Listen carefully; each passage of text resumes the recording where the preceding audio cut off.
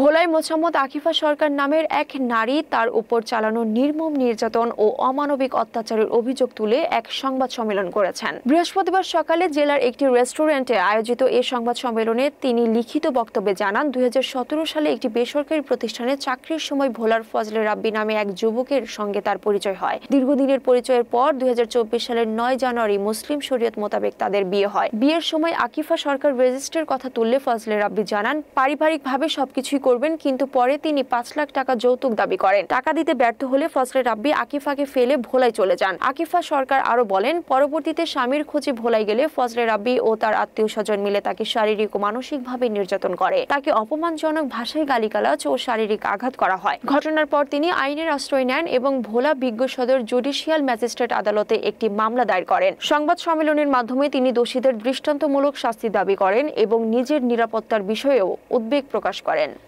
আমি মোছাম্মদ আকিফা সরকার অতি দুঃখের সাথে আপনাদেরকে জানাচ্ছি যে বিগত ৪ এপ্রিল ও এর পূর্বে আমার সঙ্গে ঘটে যাওয়া অমানবিক অন্যায় অত্যাচারের বিরুদ্ধে আজকে আমার এই সংবাদ সম্মেলন।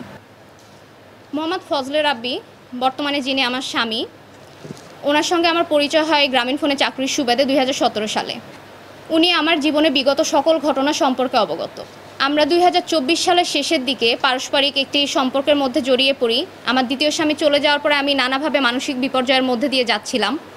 সেক্ষেত্রে সে সর্বদা একজন ভালো বন্ধু হিসেবে আমার পাশে থেকেছেন। সেই বিশ্বাসের ফলশ্রুতিতে একসময় আমরা সম্পর্কে জড়িয়ে পড়ি।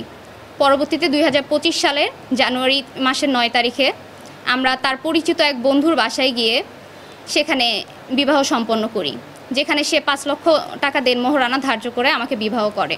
সেখানে আমার পরিচিত কেউ উপস্থিত ছিলেন না। আমি তখন তাকে রেজিস্ট্রির কথা বললে সে তখন বলে, কিছুদিন পরে আমরা পারিবারিকভাবে বিয়েটা সম্পন্ন করব, রেজিস্ট্রিটা করব।